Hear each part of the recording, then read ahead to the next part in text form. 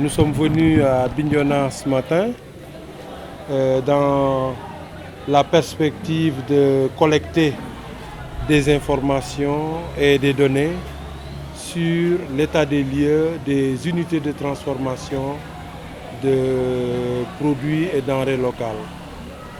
Alors, la raison, c'est que nous avons une opportunité de recevoir une experte qui va venir renforcer les capacités, former les actrices et particulièrement dans les domaines de gestion, d'amélioration de la qualité et peut-être même de promotion du niveau de distribution à l'échelle nationale et peut-être même internationale. Alors les femmes étaient à l'honneur aujourd'hui, les femmes transformatrices particulièrement, parce que pour nous, il fallait leur donner la parole.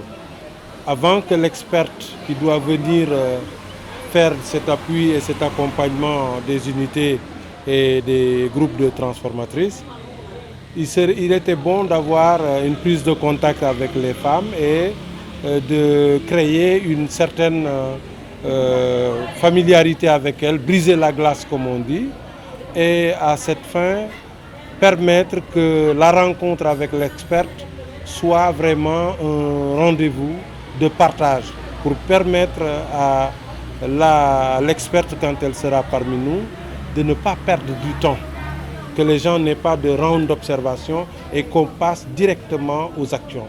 Alors, l'exercice a consisté à quoi?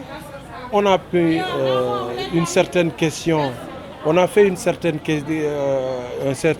listing de questions auxquelles les femmes ont répondu. Et ensemble, il y a eu un dialogue et un échange très enrichissant. Des championnes étaient parmi elles et elles ont fait des témoignages qui ont pour raison de motiver les autres, qu'elles sachent que tout est possible quand on s'y met. Quand on s'y met dans la discipline, quand on s'y met dans la rigueur, quand on s'y met dans la transparence et le respect des normes et de la réglementation. Et c'est surtout ça, un des points clés. Et je crois que les PADEX, si vous les avez filmés, vous verrez respect des normes et de la réglementation marqué pour des questions de légalité, marqué au rouge. La légalité, c'est comme si se déclarer en tant que structure, c'est accepter de s'identifier dans l'échiquier national. Et c'est ce que font les parents quand un enfant naît.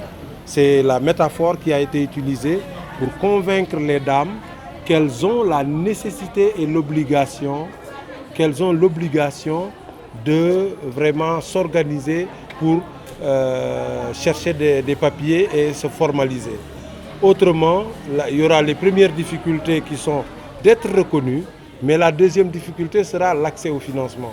Et ça a été aussi une des préoccupations qu'elles ont évoquées pour l'essentiel. Je pense faire un grand remerciement à Madame le ministre, à l'honorable sénatrice qui est là avec nous, parce que ce sont les échanges. Et la générosité et la vision et l'ambition de Madame le ministre qui a été cumulée à l'ambition et aussi la créativité.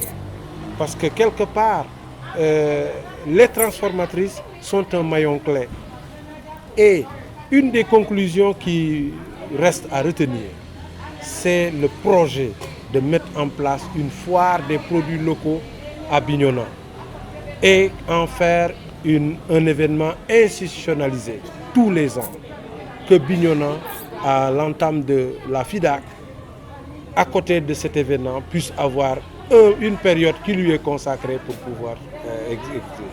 Et les femmes ont déploré et ont exigé le fait que dans les ateliers locaux, que dans nos rencontres, qu'on n'utilise pas les produits et les denrées et les produits locaux. Elles ont exigé que cela soit un sacerdoce désormais. Je pense que c'est une revendication légitime et ce sont leurs visions. On ne peut que les respecter maintenant, travailler à ce que on arrive à mettre les choses en forme et avec la manière. C'est ce que j'avais retenu pour l'essentiel de cet atelier très riche et très motivant. Pour personnellement, moi qui suis venu stimuler cet échange, ça a été plus un échange, ça a été aussi du renforcement de capacités improvisées.